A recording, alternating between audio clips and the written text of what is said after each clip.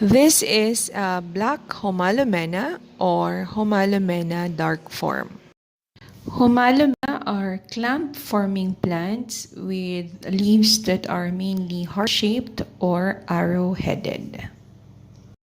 It is a genus of flowering plants from the plant family Araceae. Homalomena is primarily found in Southern Asia and Southwestern Pacific. There are many variants of Homalomena, and in the Philippines, one of the most common is the rubescens form. Recently, I purchased a dark form, which is considered a bit rare. Here I am showing the rubescens on the left and the dark form on the right. Rubescens has a heart-shaped leaf, while the dark form is leaning towards the arrow-headed shape. Let me also show you the underside of the dark form, which is burgundy. Generally, Homalomena is quite easy to propagate. You can propagate it by plant division or by cutting the rhizomes. For my black Homalomena, I did a bottom cut and a top cut.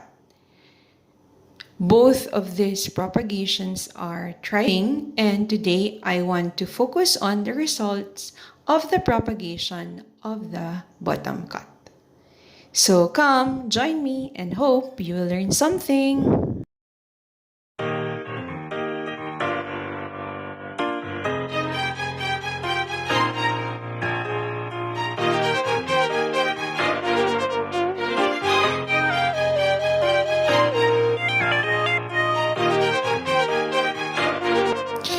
Here are our bottom cut and top cut. The bottom cut contains a lot of the roots of the plant, but it has no leaves. And here is a leaf of the bottom cut after about 3 months. As you can see, it has grown quite big and healthy. After doing the propagation, what I did is to place the bottom cut in a shaded area, and I kept it watered.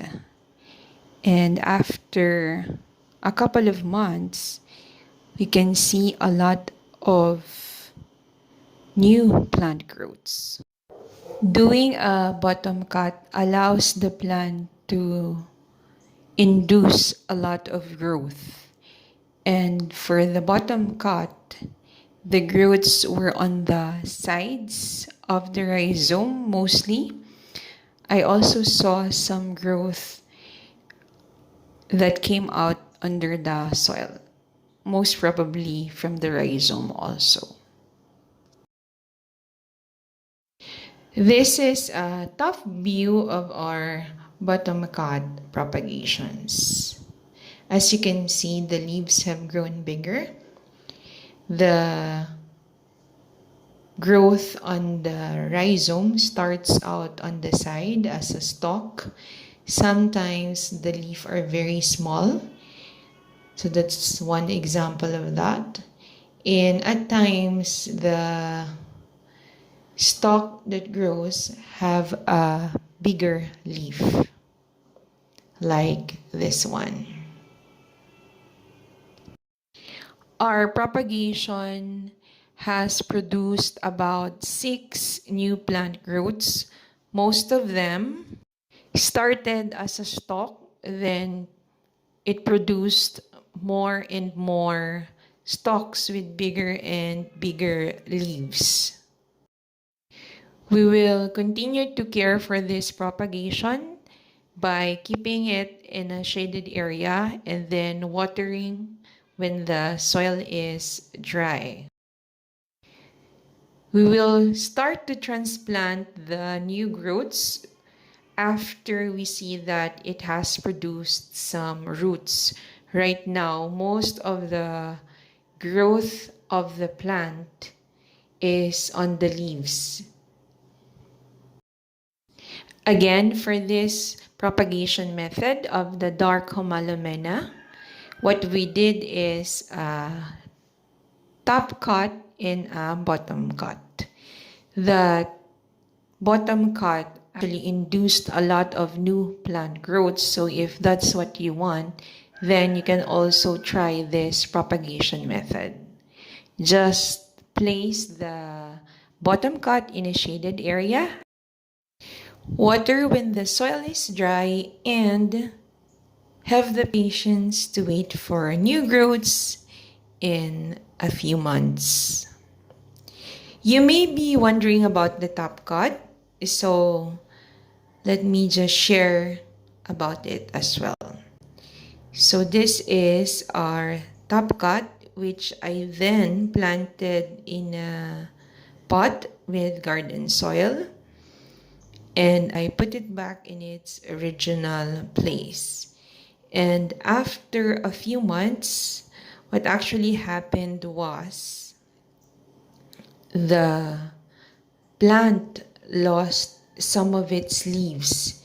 And this is expected because we've removed the root system, a lot of the root system of the plant. So it needed some time to create new roots, or the root system cannot anymore accommodate for the large leaves that the original plant has. So that's the sacrifice that you have to make for the top cut. Let me show you how the plant parts look like after 3 months. So on the left is our top cut.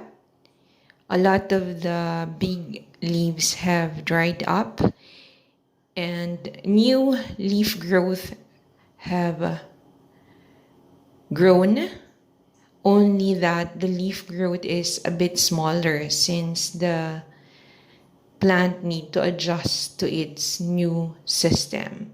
On the right, we have our bottom cut, which have grown quite well. That's it. We hope that you enjoyed this video and you learned something. Feel free to share this with your friends as well. And if you want, we invite you to subscribe to our channel. Bye for now, and we hope to see you on our next video. Stay safe and healthy and enjoy the holidays. Bye!